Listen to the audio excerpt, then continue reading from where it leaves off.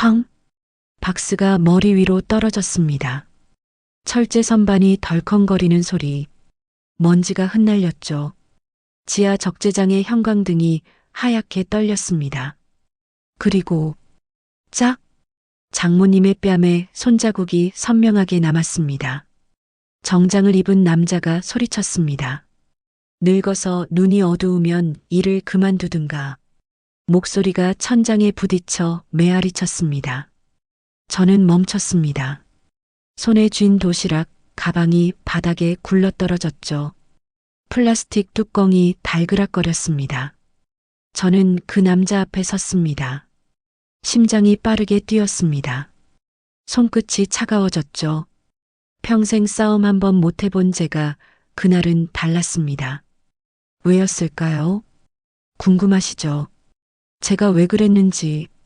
평범한 공무원이, 조용히 살던 며느리가 그날 적재장에서 무슨 일이 있었는지. 하지만 진짜 이야기는 지금부터입니다. 끝까지 들으시면 알게 되실 겁니다. 왜 빚이라는 단어가 사람을 살리고 가문을 바꾸고 심지어 도시에 남은 한 사건을 뒤집는지. 어떻게 28년 전의 무명 기부자가 오늘 적재장의 주인공이 되는지. 그리고 왜 70세 청소반장이 월 600만 원 고문직을 제안받는지. 저는 김서윤입니다. 38살. 구청 사회복지 공무원 12년 차. 남편 최도연은 40살 회계사. 그리고 제 인생의 버팀목. 남편의 어머니 오정수는 70세.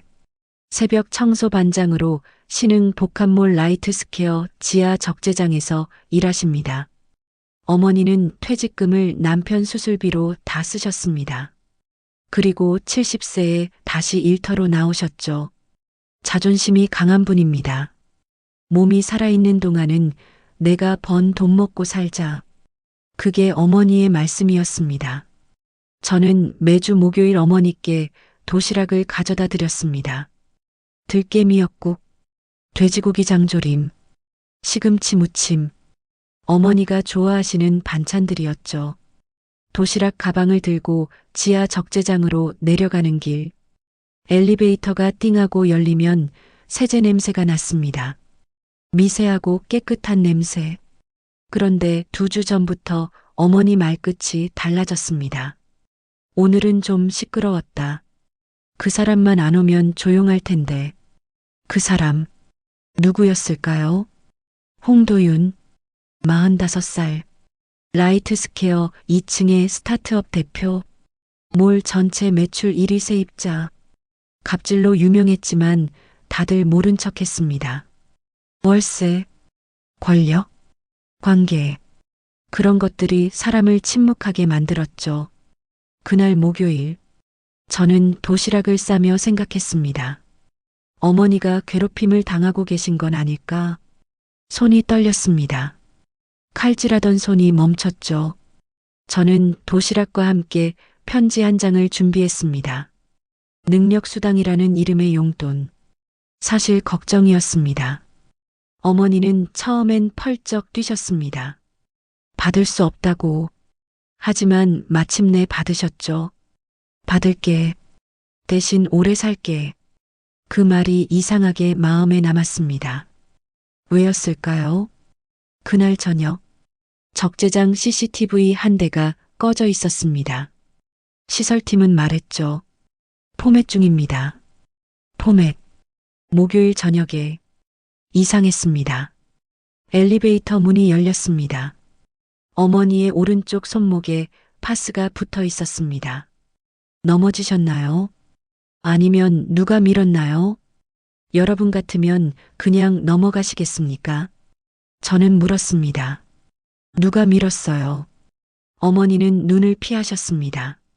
아니라니까. 일 커지면 나도 잘린다. 그 말이 가슴에 박혔습니다. 증거, 기록, 목격자. 저는 민원 처리의 정석을 떠올렸습니다. 하지만 가족 사건이 되면 사람은 흔들립니다. 저도 그랬습니다. 그날 밤 손에 쥔 도시락, 가방이 바닥에 떨어졌던 그 순간 저는 알았습니다. 더 이상 참을 수 없다는 걸. 그리고 그날 적재장에서 모든 것이 시작되었습니다. 여러분, 준비되셨나요? 이제부터 진짜 이야기를 시작합니다. 제 이름은 김서윤입니다. 38살. 구청 사회복지 공무원 12년 차죠. 아침 7시면 출근합니다. 민원인을 만나고 서류를 작성하고 현장을 방문합니다. 때론 힘들지만 보람 있는 일입니다. 남편 최도연은 40살 회계사입니다. 성실하고 따뜻한 사람이죠. 제 인생의 버팀목입니다.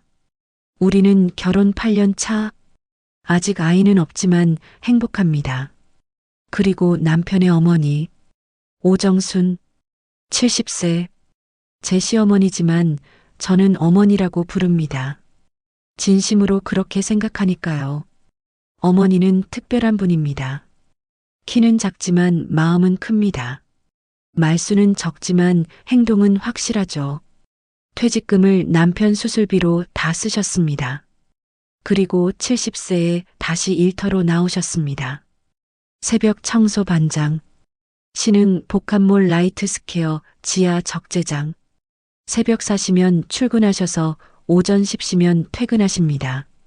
몸이 살아있는 동안은 내가 번 돈 먹고 살자. 그게 어머니의 신념이었죠. 저는 어머니를 존경합니다. 자존심이 강하시지만 가족을 위해서라면 무엇이든 하십니다. 허리가 굽어도 고개는 숙이지 않으시죠. 그런 분입니다. 매주 목요일, 저는 도시락을 싸서 어머니께 가져다 드렸습니다. 들깨 미역국, 돼지고기 장조림, 시금치 무침, 어머니가 좋아하시는 반찬들이었습니다. 서윤아, 도시락 또 준비했어. 어머니가 물으셨습니다. 네, 어머니, 오늘은 들깨 미역국이요. 저는 웃으며 대답했습니다. 아이고, 사위보다 며느리가 더 든든하네. 어머니도 웃으셨죠. 저 사위 아니고 며느리예요, 어머니. 우리는 웃었습니다. 평온했습니다. 그때는 몰랐습니다. 이 평온이 곧 깨질 줄은. 라이트 스퀘어는 신흥 복합몰입니다.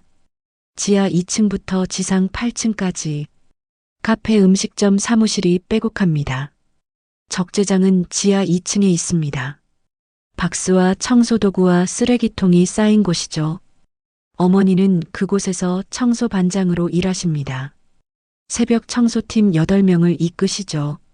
화장실을 닦고 바닥을 쓸고 쓰레기를 분리합니다. 눈에 보이지 않는 일. 하지만 누군가는 해야 하는 일입니다. 그런데 2주 전부터 어머니 말끝이 달라졌습니다. 오늘은 좀 시끄러웠다. 그 사람만 안 오면 조용할 텐데. 저는 물었습니다. 어머니, 누가 괴롭혀요? 아니다. 어머니는 고개를 저으셨습니다. 며느리가 알면 마음만 쓰지. 하지만 저는 알고 있었습니다. 뭔가 잘못되고 있다는 걸. 저 사회복지사예요. 괴롭힘 신고도 제 일이에요. 저는 말했습니다. 하지만 어머니는 딱 잘라 말씀하셨죠. 여긴 회사야. 젊은 사람들 밥줄인데. 어머니는 자신보다 다른 사람을 먼저 생각하는 분입니다. 그게 어머니의 장점이자 단점이죠. 저는 그게 안타까웠습니다. 그 주 목요일, 저는 도시락과 함께 편지 한 장을 준비했습니다. 어머니, 이건 제 월급에서 따로 드리는 능력 수당이에요. 봉투 안에는 50만 원이 들어 있었습니다. 능력 수당. 사실 용돈입니다. 하지만 어머니는 용돈이라는 말을 싫어하십니다. 일한 대가만 받겠다는 분이니까요. 어머니는 처음엔 펄쩍 뛰셨습니다. 이걸 왜 주냐? 나는 괜찮다.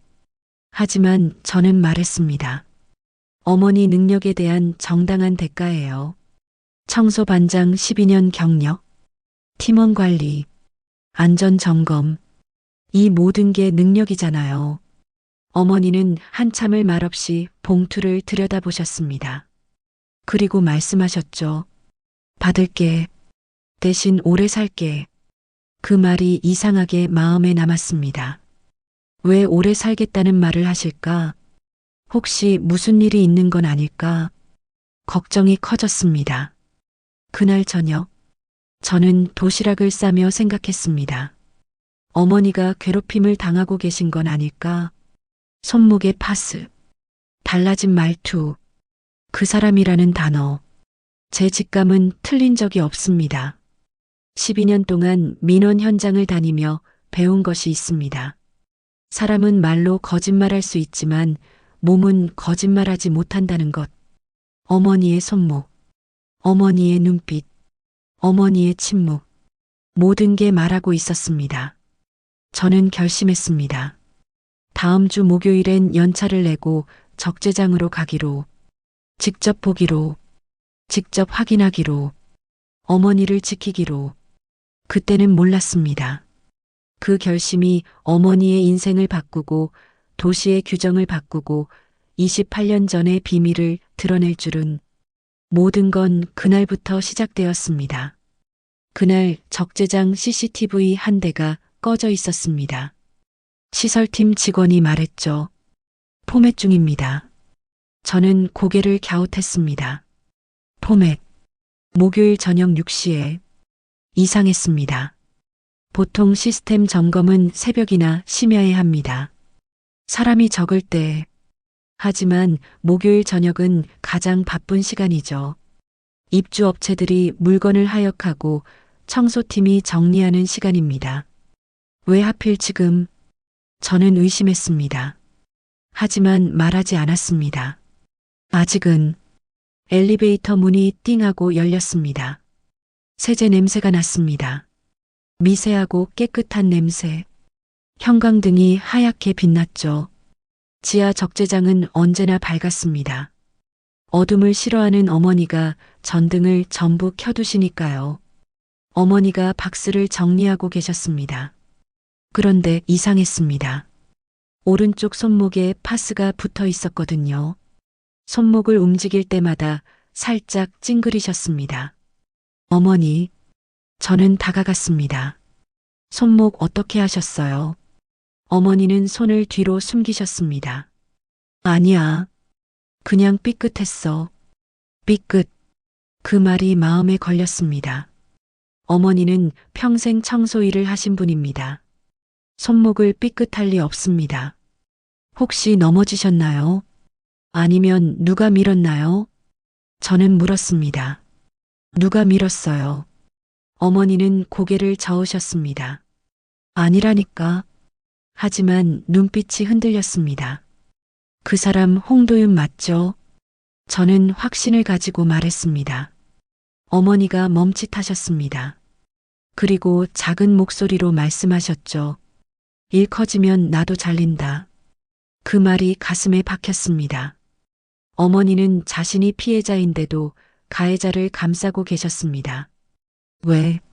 일자리가 무서워서. 70세에 다시 구할 수 없는 일자리가 무서워서. 저는 민원 처리의 정석을 떠올렸습니다. 증거, 기록, 목격자. 하지만 가족 사건이 되면 사람은 흔들립니다. 저도 그랬습니다. 공무원으로서의 원칙과 가족으로서의 마음. 두 가지가 충돌했습니다. 그런데 그날 저녁, 시설팀 직원 한 명이 제게 다가왔습니다. 젊은 남자 직원이었습니다. 그가 귓속말을 했습니다. 분리된 사설 CCTV가 하나 더 있어요. 무슨 말이죠? 저는 물었습니다. 야간 청소 반장님이 혹시 몰라 달아둔 거요. 개인 핸드폰으로도 보관하시고요. 어머니가. 저는 놀랐습니다. 어머니가 사설 CCTV를 달아두셨다니. 왜? 무엇 때문에? 그리고 왜 말씀하지 않으셨을까? 저는 어머니께 물었습니다. 어머니 혹시 따로 CCTV 설치하셨어요? 어머니는 잠시 망설이셨습니다. 그리고 천천히 고개를 끄덕이셨죠. 응. 분리 저장해. 핸드폰으로도 보관해. 왜요? 저는 물었습니다. 어머니는 짧게 말씀하셨습니다. 말로는 안 믿어. 세상은 증거로 믿지. 그 말이 마음을 후벼 팠습니다. 어머니는 이미 알고 계셨던 겁니다. 언젠가 이런 일이 벌어질 거라는 걸. 그래서 미리 준비하신 거죠. 증거를. 그날 밤 10시 전화 한 통이 왔습니다. 2층 카페 사장 이하나, 33살 여성이었습니다. 목소리가 떨리고 있었습니다. 저 어머니 그 사람한테 또 당했어요. 하나는 말했습니다. 카페 사장이 또 당했다고. 무슨 일인지 물었습니다. 얼음이 적다며 텀블러를 던졌어요. 하나의 목소리가 작아졌습니다. 신고하려고 했는데 몰려가서 말렸습니다. 누가? 저는 물었습니다. 관리소장이요. 하나는 대답했습니다. 월세 큰 손이라고. 참으라고 했대요. 저는 이를 악물었습니다. 월세, 권력, 관계, 그런 것들이 사람을 침묵하게 만들고 있었습니다. 70세 청소 반장도, 33살 카페 사장도, 여러분 같으면 어떻게 하시겠습니까? 누구 편을 드시겠습니까? 세입자, 직원, 어머니, 아니면 원칙. 저는 결심했습니다. 다음 주 금요일 연차를 내고 적재장으로 가기로, 도시락 가방과 함께 작은 녹음기를 챙기기로, 직접 보기로, 직접 듣기로. 민원 현장에서 배운 게 있습니다. 피해자를 보호하려면 먼저 증거를 확보해야 한다는 것. 그리고 증거는 혼자 모으는 게 아니라 함께 모으는 것이라는 것. 저는 하나에게 전화했습니다. 혹시 더 당한 사람 있나요? 하나는 잠시 망설이더니 대답했습니다. 경비 아저씨들도요. 양만식 주차 담당하시는 분. 62살이세요. 저는 적었습니다. 이하나, 양만식, 오정순, 3명, 피해자 3명, 목격자는 더 있을 겁니다. 청소팀 직원들, 다른 세입자들, 증거를 모으기 시작했습니다. 하나는 홍도윤이 던진 텀블러 사진을 보내왔습니다. 깨진 플라스틱 조각, 바닥에 엎질러진 커피, 흔적이 선명했습니다. 양만식은 지난주 영상을 보내왔습니다. 주차장에서 홍도윤이 소리치는 장면. 화질은 흐렸지만 목소리는 또렷했습니다. 늙은이가 차 긁었어. 어떻게 책임질래? 어머니의 사설 CCTV에는 더 많은 것이 담겨 있었습니다. 박스를 던지는 장면, 손목을 비트는 장면, 뺨을 때리려다 멈춘 장면. 이주치 영상이 고스란히 남아 있었습니다. 저는 파일을 정리했습니다. 날짜별로, 사건별로, 피해자별로. 사회복지 공무원의 본능이 깨어났습니다. 이건 단순 갑질이 아닙니다. 조직적 괴롭힘입니다. 금요일이 다가왔습니다. 저는 연차 신청서를 냈습니다. 개인 사유, 가족 돌봄. 상사는 물었죠. 무슨 일 있어요? 저는 웃으며 대답했습니다. 장모님 도시락 전해드려야 해서요. 도시락, 그리고 녹음기, 그리고 정의. 그날 저는 3가지를 챙겨서 적재장으로 향했습니다. 금요일 오후 5시, 저는 연차를 냈습니다. 집에서 도시락을 쌌습니다. 들깨 미역국, 돼지고기 장조림, 시금치 무침, 언제나처럼. 하지만 오늘은 달랐습니다. 도시락 가방 옆에 작은 녹음기를 넣었습니다. 핸드폰도 완충했습니다. 만약을 위해서, 증거를 위해서. 남편 도연이 물었습니다. 오늘도 어머니 뵈러 가? 네. 저는 대답했습니다.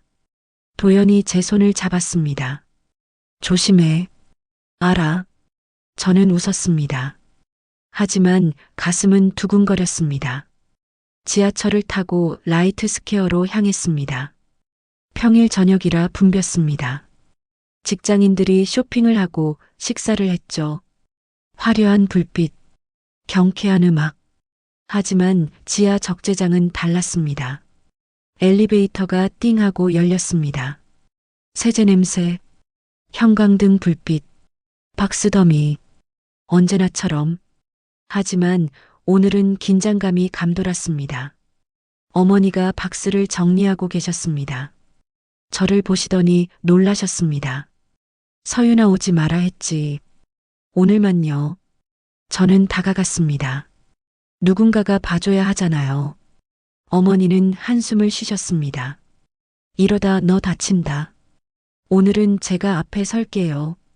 저는 어머니 손을 잡았습니다. 따뜻했습니다. 굳은 살이 박힌 손, 평생 일하신 손. 시간이 흘렀습니다. 오후 6시, 오후 6시 반. 청소팀 직원들이 하나씩 퇴근했습니다. 수고하셨습니다. 내일 뵙겠습니다. 인사를 나누며 떠났죠. 오후 6시 57분. 소란이 들렸습니다. 엘리베이터가 띵하고 열렸습니다. 검은 세단 한 대가 적재장으로 내려왔습니다. 고급차였습니다. 번호판이 반짝였죠.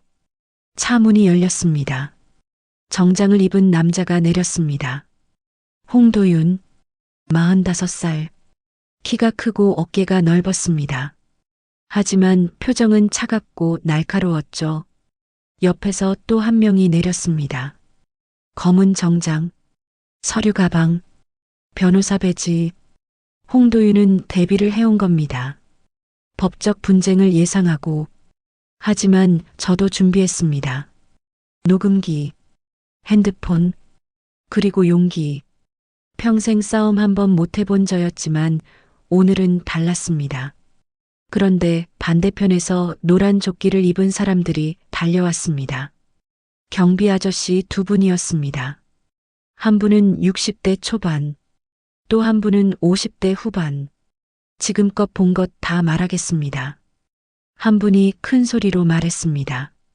누군가 마음이 바뀐 겁니다. 침묵하던 사람들이 말하기로 결심한 겁니다.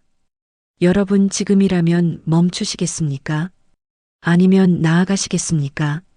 저는 나아가기로 했습니다. 더 이상 물러설 곳이 없었으니까요. 홍도윤이 어머니를 향해 걸어왔습니다. 구두 소리가 바닥에 울렸습니다. 딱딱, 규칙적이고 위압적인 소리. 어머니는 박스 앞에 서 계셨습니다. 박스 정리 누가 했어? 홍도윤이 물었습니다. 목소리가 차갑고 날카로웠습니다. 제가 했습니다. 어머니가 대답하셨습니다. 목소리는 작았지만 또렷했습니다. 그래서 떨어졌잖아. 홍도윤이 박스를 발로 찼습니다. 쾅! 박스가 옆으로 쓰러졌습니다. 안에 든 물건들이 쏟아졌죠. 표준대로 했습니다. 어머니가 말씀하셨습니다. 홍도윤이 비웃었습니다. 표준, 늙은 표준. 그리고 짝! 홍도윤이 어머니의 뺨을 쳤습니다. 손바닥 자국이 선명하게 남았습니다. 어머니가 비틀거리셨습니다. 한 발, 두 발. 저는 뛰었습니다. 도시락 가방이 바닥에 굴렀습니다. 뚜껑이 열리며 국이 쏟아졌습니다. 하지만 신경 쓰지 않았습니다. 저는 어머니 앞에 섰습니다. 지금 폭행하셨죠? 저는 말했습니다. 심장이 빠르게 뛰었습니다. 목소리가 떨렸지만 멈추지 않았습니다. 직원 교육이다. 홍도윤이 대답했습니다. 교육에 손이 왜 올라갑니까? 저는 물었습니다. 신분이 뭐야? 홍도윤이 물었습니다. 공무원. 저는 대답했습니다. 그리고 피해자 가족. 순간 공기가 무거워졌습니다. 홍도윤의 표정이 굳었습니다. 변호사가 앞으로 나섰습니다. 증거. 변호사가 물었습니다. 그 순간 삑. 지하 끝에서 휴대폰 카메라 불빛이 켜졌습니다. 야간 주차 담당 양만식이 외쳤습니다. 다 찍었습니다. 지난주부터 경비 두 사람도 말했습니다. 우린 말렸지만 소장은 묵살했어요. 월세 큰 손이라서요. 목소리가 떨렸지만 확고했습니다. 홍도윤이 웃었습니다. 좋아. 다들 난리야. 근데 내가 이 몰 매출의 35%야. 나 나가면 너희 전부 잘린다. 그 말 녹음됐습니다. 저는 주머니에서 녹음기를 꺼냈습니다. 빨간 불이 켜져 있었습니다. 강요와 협박. 추가요. 홍도윤의 얼굴이 새하얘졌습니다. 변호사가 손을 들어 홍도윤을 막았습니다. 더 이상 말하지 마십시오. 변호사가 속삭였습니다. 그때 띵! 엘리베이터가 다시 열렸습니다. 모두가 돌아봤습니다. 누가 올까요? 관리소장일까요? 아니면 경찰일까요? 문이 열렸습니다. 한 노부인이 나타났습니다. 지팡이를 짚고 천천히 걸어오셨습니다. 백미라, 73세, 라이트스퀘어 건물주였습니다. 모두가 조용해졌습니다. 숨소리마저 멈춘 듯 했습니다. 백미라가 주변을 둘러보셨습니다. 그리고 물으셨습니다. 무슨 소리야 여기? 건물주님, 관리소장이 급히 다가왔습니다. 오해입니다. 목소리가 떨렸습니다. 백미라가 손을 들어 막았습니다. 오해는 CCTV가 풀어준다. 어머니 오정순이 고개를 숙이셨습니다. 죄송합니다. 손 벌리고 싶진 않은데. 목소리가 작았습니다. 백미라가 멈춰섰습니다. 어머니 얼굴을 똑바로 보셨습니다. 혹시? 백미라가 물으셨습니다. 오정순 씨. 네. 어머니가 대답하셨습니다. 대신시장 화재. 28년 전. 순간 공기가 얼어붙었습니다. 대신시장 화재. 28년 전. 무슨 이야기일까요? 저도 몰랐습니다. 어머니의 과거를. 비상구 막힌 가게에서. 백미라가 말을 이었습니다. 내 딸을 창문으로 밀어 올린 그분. 그날 기부자 명단에 무명. 이름 없이 수술비까지. 어머니가 멀쩡히 웃으셨습니다. 제가 한 일은 당연한 일이었어요. 주변이 술렁였습니다. 청소팀 직원들, 경비 아저씨들, 모두가 어머니를 바라봤습니다. 백미라가 다시 물으셨습니다. 오정순 씨 왜 여기서 맡고 있어요? 내가 빚을 졌는데. 적재장이 숨을 멈췄습니다. 빚. 그 단어가 공간을 채웠습니다. 백미라는 관리소장을 돌아보셨습니다. 2주 전부터 신고가 들어왔는데 왜 묵살했죠? 소장은 말문이 막혔습니다. 건물주님, 저는 앞으로 나섰습니다. 사설 CCTV에 지난 2주가 고스란히 있습니다. 백미라가 고개를 끄덕이셨습니다. 바로 확인하자. 모니터 앞으로 갔습니다. 지하에 먼지 냄새가 났습니다. 형광등이 웅 하는 소리를 냈습니다. 양만식이 노트북을 켰습니다. 영상이 재생되기 시작했습니다. 손등이 올라가는 장면, 컵이 던져지는 장면, 욕설이 들리는 장면, 2주치 영상이 자막처럼 지나갔습니다. 홍도윤의 얼굴이 선명하게 보였습니다. 홍 대표, 백미라가 말했습니다. 오해입니다. 홍도윤이 말했습니다. 편집이에요. 원본입니다. 경비 아저씨가 말했습니다. 별도 NAS에도 있습니다. 양만식이 덧붙였습니다. 변호사 표정이 굳었습니다. 더 이상 변호할 수 없다는 걸 알았습니다. 증거가 너무 명확했으니까요. 여러분, 이쯤이면 끝일까요? 아직 아닙니다. 진짜 반전은 여기부터입니다. 관리소장, 백미라가 말했습니다. 오늘부로 직무정지, 감사 착수, 건물주님, 소장이 외쳤습니다. 하지만 백미라는 돌아보지 않으셨습니다. 그리고 오정순 씨, 백미라가 어머니를 보셨습니다. 네. 어머니가 대답하셨습니다. 청소 반장 그만두세요. 순간 제 심장이 멈췄습니다. 청소 반장 그만두라니. 건물주님 그건 저는 말했습니다. 하지만 백미라가 손을 들어 막으셨습니다. 대신 백미라가 말을 이었습니다. 안전상생 고문으로 모십니다. 월 600만 원. 주 5일. 주간. 적재장이 다시 얼어붙었습니다. 월 600만 원. 주 5일. 주간 근무. 어머니는 지금 새벽 4시부터 10시까지 월 250만 원을 받고 계셨습니다. 저 과분합니다. 어머니가 말씀하셨습니다. 제가 진 빚입니다. 백미라가 대답하셨습니다. 잠깐. 홍도윤이 소리쳤습니다. 계약 위반이야. 나 나가면 이 몰 무너져. 특약 12조. 백미라가 말했습니다. 직원 폭행 시 즉시 해지. 내일까지 해지 통보. 불리합니다. 변호사가 속삭였습니다. 홍도윤에게. 하지만 홍도윤은 듣지 않았습니다. 웃기지 마. 홍도윤이 저를 향해 소리쳤습니다. 경찰 부르겠습니다. 저는 핸드폰을 꺼냈습니다. 이미 신고했습니다. 그리고 녹음 중입니다. 배지단 변호사가 한 발 물러섰습니다. 사이렌 소리가 들렸습니다. 가까워지고 있었습니다. 경찰이 오고 있었습니다.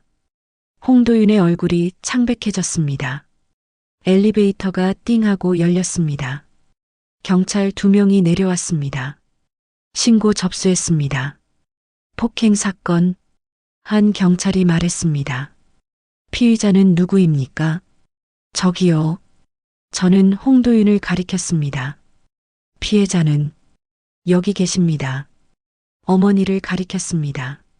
진술 부탁드립니다. 경찰이 노트를 꺼냈습니다.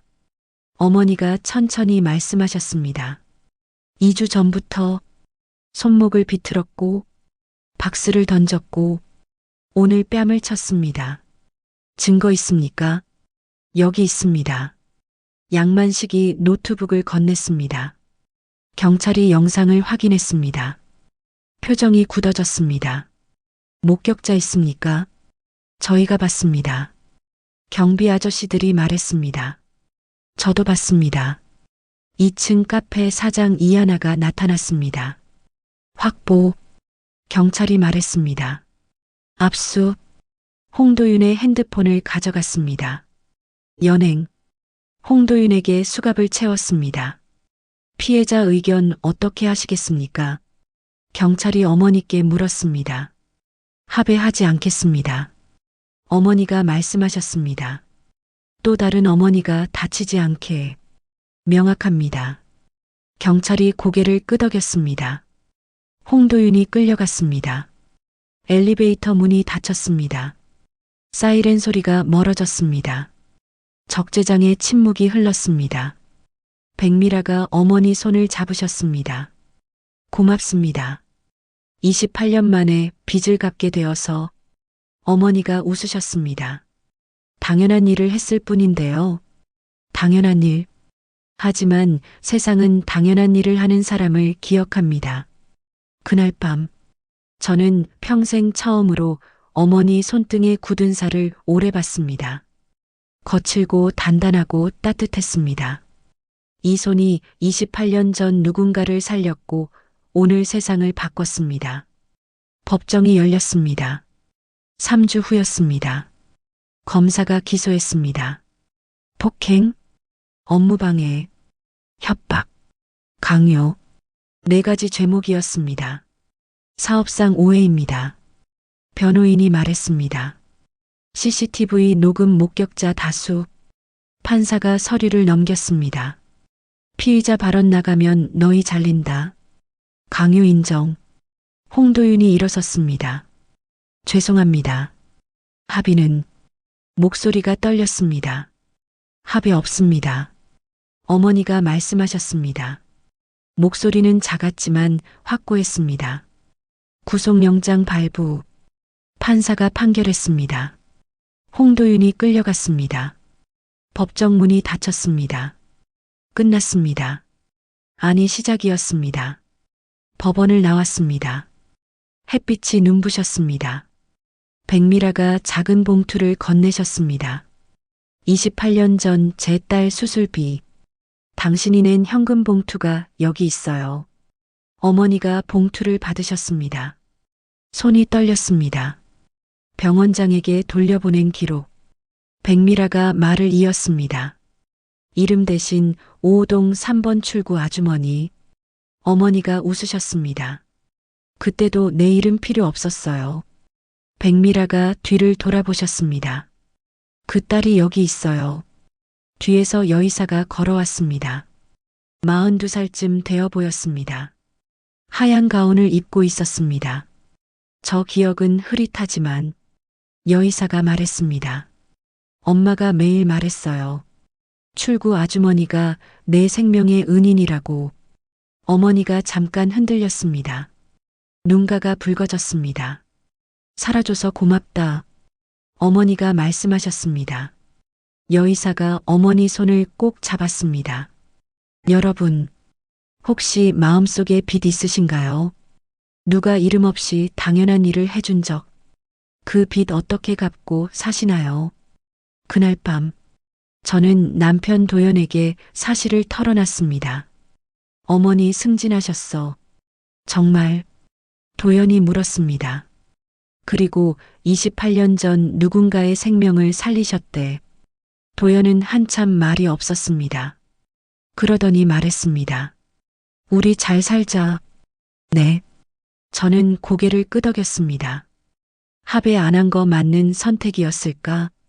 도연이 물었습니다. 어머니가 정한 길. 저는 대답했습니다. 나는 지켜. 그래. 도연이 말했습니다. 당신이 앞에 섰구나. 당연한 일을 했을 뿐. 저는 웃었습니다. 하지만 가슴은 뜨거웠습니다. 다음 날, 구청에서 연락이 왔습니다. 직장 내 갑질 매뉴얼에 라이트 스퀘어 사례 추가합시다. 제 이름은 빠지고 어머니 이름만 남았습니다. 적재장은 바뀌었습니다. 햇빛 드는 회의실로 옮겨졌습니다. 어머니가 초록 펜으로 낙상 위험 표준안을 그리셨습니다. 바닥 이음매. 여긴 미끄러워요. 표식 크게. 글씨는 큰 글꼴. 그림 위로 주름진 손이 조심스럽게 움직였습니다. 평생 청소하신 손. 이제 안전을 설계하는 손이 되었습니다. 여러분, 일의 품격은 어디에 있을까요? 직함, 연봉, 아니면 사람을 다치지 않게 하는 마음에. 전화가 왔습니다. 카페 사장 이하나였습니다. 감사패 만들었어요. 목소리가 밝았습니다. 라이트 스퀘어 2층 매장 전부에서요. 우리의 엄마 오정순. 부끄럽다. 어머니가 말씀하셨습니다. 자랑이죠. 하나가 웃었습니다. 전화를 끊고 어머니가 창밖을 보셨습니다. 눈가가 촉촉했습니다. 며느리인 저. 아니, 딸로 불리고 싶었던 저는 어머니 방에 노란 봉투를 올려놨습니다. 적금. 제 이름으로. 어머니는 하루 뒤 조용히 봉투를 저에게 다시 올려놓으셨습니다. 너희 아이 대학 때 쓰자. 어머니가 쪽지에 썼습니다. 나는 너희가 웃는 얼굴이면 다 됐다. 그 말이 저를 울렸습니다. 주방에 앉아서 한참을 울었습니다. 기쁨의 눈물인지 슬픔의 눈물인지 알 수 없었습니다. 그냥 뜨거웠습니다. 한 달 후, 홍도윤의 어머니가 찾아왔습니다. 70대 후반으로 보였습니다. 허리가 굽어 있었습니다. 아들 선처해달라. 그녀가 말했습니다. 어머니는 가만히 손을 얹으셨습니다. 죄를 인정하고 사과하면. 어머니가 말씀하셨습니다. 감옥 밖에서도 사람으로 살 수 있어요. 그녀는 고개를 숙였습니다. 재판 결과가 나왔습니다. 징역 1년 6개월, 출소 후 지역사회 봉사 300시간. 판결문에는 을에 대한 갑의 구조적 폭력이 적혔습니다. 문장 하나가 도시를 바꿀 수 있을까요? 아니요. 사람이 바꿉니다. 당연한 일을 하는 사람이. 당신 변했네. 도연이 말했습니다. 어디가? 저는 물었습니다. 예전엔 울고 말았잖아. 이젠 앞에 선다. 어머니한테 배웠어. 저는 말했습니다. 살아있는 한 내가 번 마음으로 산다는 거. 그날 밤 어머니는 제게 조용히 말했습니다. 서윤아, 내가 내 엄마였으면 좋겠다. 저는 고개를 저었습니다. 어머니, 이미 그래요. 어머니가 제 손을 꼭 잡으셨습니다. 따뜻했습니다. 굳은 살 박힌 손, 28년 전 누군가를 살린 손, 오늘 또 다른 누군가를 지킨 손, 저는 그 손을 놓지 않았습니다. 라이트 스퀘어는 바뀌었습니다. 상생 규정이 신설되었습니다. 직원 폭행 시 즉시 해지 조항, 입점 계약에 전면 반영되었습니다. 노인 친화 근무표 시범 도입, 어머니가 만든 체크리스트가 표준이 되었습니다. 어머니, 이하나가 물었습니다. 이 표지판 폰트 왜 커요? 시력이 제일 먼저 늙는다. 어머니가 대답하셨습니다. 멋지다. 하나가 웃었습니다. 멋진 건 사소함을 크게 보는 마음이지. 어머니도 웃으셨습니다. 남편 도연이 말했습니다. 회사에 윤리제보 시스템 만들자고 했다. 라이트 스퀘어 사례로 설득했어. 변화는 이렇게 번집니다. 한 사람에서 가족으로, 가족에서 도시로. 어느 목요일 저녁, 저는 다시 도시락을 쌌습니다. 어머니께 건넸습니다. 오늘 메뉴는 들깨미역국 2.0. 2.0은 뭐냐? 어머니가 물으셨습니다. 다시 시작이라는 뜻이요. 여러분도 다시 시작하고 싶은 일 있나요? 미뤄둔 일, 포기한 꿈, 다시 시작할 수 있습니다.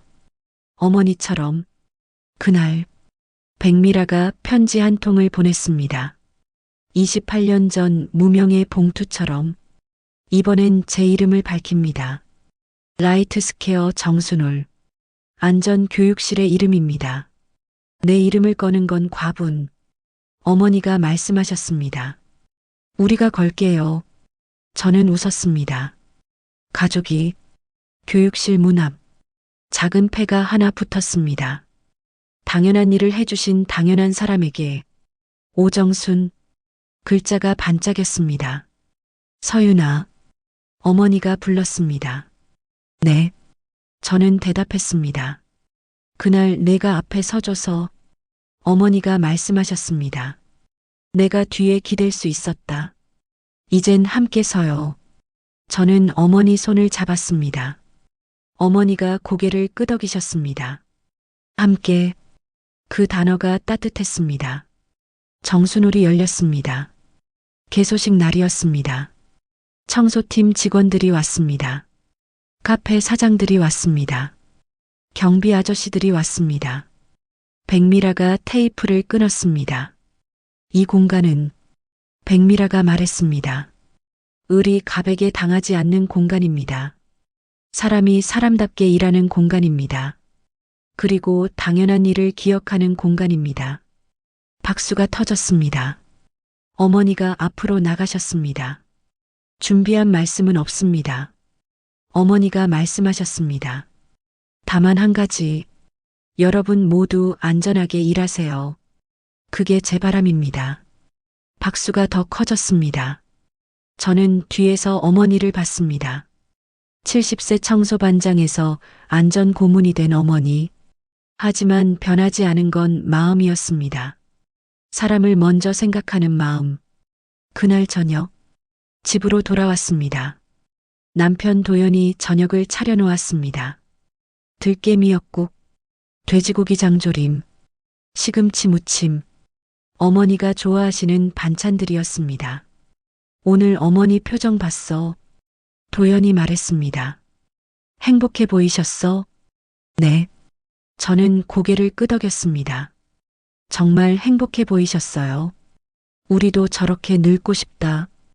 도연이 웃었습니다. 당연한 일하면서, 네, 저도 웃었습니다. 당연한 일하면서 한 달이 지났습니다. 라이트 스퀘어는 완전히 바뀌었습니다. 직원들이 웃었습니다. 세입자들이 인사했습니다. 청소팀이 존중받았습니다. 어머니는 매주 화요일 안전 교육을 하셨습니다. 낙상 예방, 화재 대응, 응급 처치, 어머니가 만든 매뉴얼이 시 전체로 퍼져나갔습니다. 구청에서 연락이 왔습니다. 안전 고문 사례 벤치마킹하고 싶습니다. 오정순 씨 모시고 싶습니다. 저는 웃었습니다. 물어보겠습니다. 어머니께 말씀드렸습니다. 구청에서 벤치마킹하고 싶대요. 어머니가 고개를 갸웃하셨습니다. 벤치마킹이 뭐냐? 배우고 싶다는 거예요. 나한테 배울 게 있나? 어머니가 웃으셨습니다. 많아요. 저는 진심으로 대답했습니다. 당연한 일을 하는 법, 사람을 먼저 생각하는 법, 그게 가장 배우기 어려운 거예요. 어머니가 제 손을 잡으셨습니다.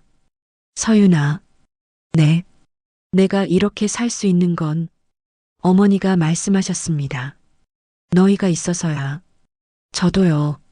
저는 말했습니다. 어머니가 계셔서 제가 이렇게 살 수 있어요. 우리는 웃었습니다. 주방에 웃음이 가득했습니다.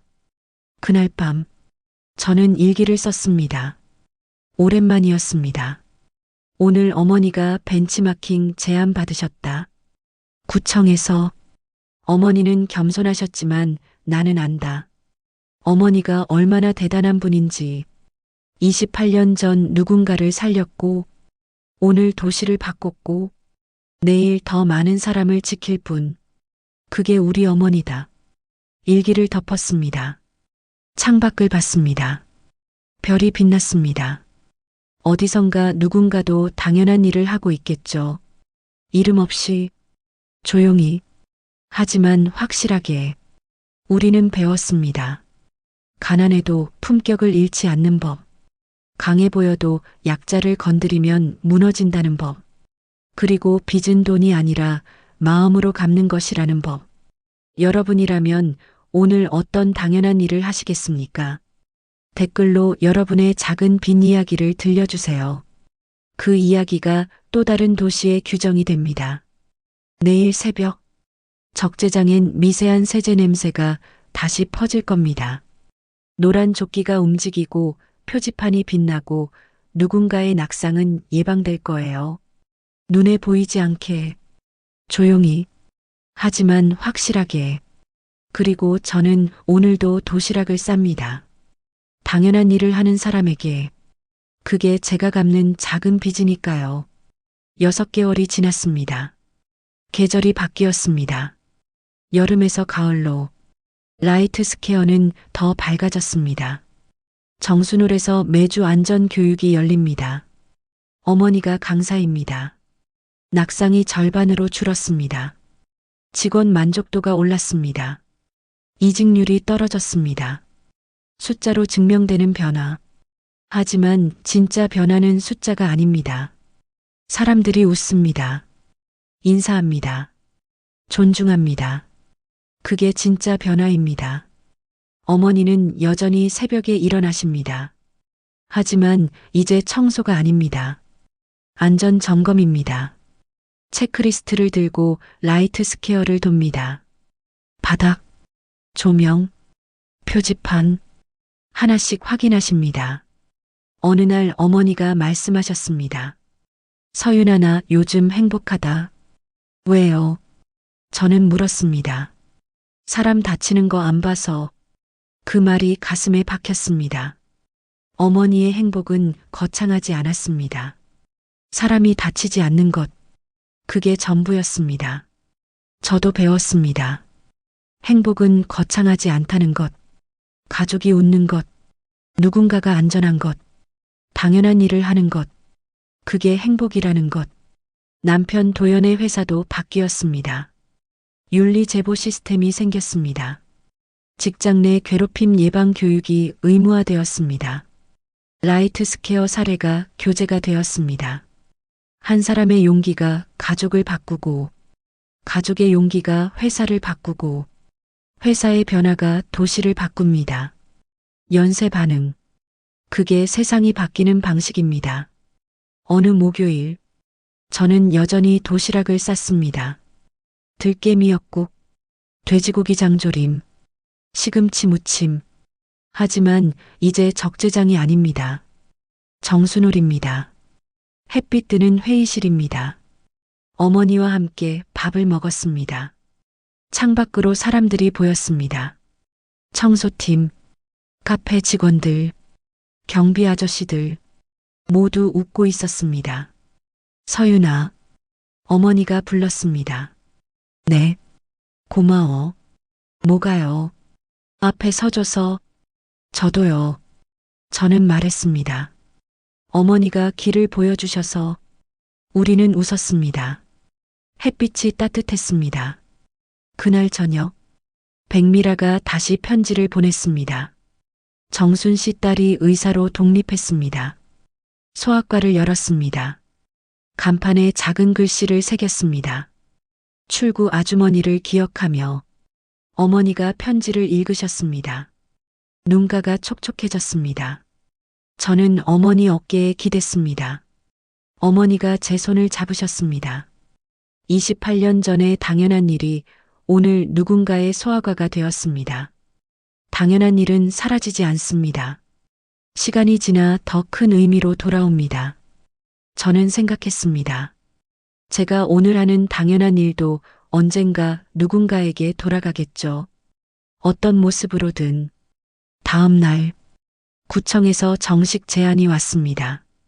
시니어 안전고문제도 신설. 어머니가 자문위원. 저는 어머니께 말씀드렸습니다. 어머니 하시겠어요? 생각해보자. 어머니가 웃으셨습니다. 하지만 저는 알았습니다. 어머니는 하실 겁니다. 더 많은 사람을 지키기 위해. 그날 밤, 저는 다시 일기를 썼습니다. 어머니가 도시를 바꾸고 있다. 70세에 청소 반장에서 시작해서 이제 도시 전체의 안전을 책임지는 자문위원까지. 하지만 어머니는 여전히 겸손하시다. 당연한 일을 할 뿐이라고 하신다. 그게 어머니다. 그게 진짜 품격이다. 일기를 덮었습니다. 도시락 가방을 준비했습니다. 내일도 어머니께 가져다 드릴 겁니다. 당연한 일이니까요. 시청해 주셔서 감사합니다. 공유 한 번이 누군가의 안전을 바꿉니다. 여러분의 경험도 댓글로 남겨주세요. 당연한 일의 힘을 믿으세요. 작은 빚을 기억하세요. 그리고 오늘도 앞에 서세요. 다음 이야기에서 뵐게요. 당연한 일을 하는 모든 분께 응원을 보냅니다.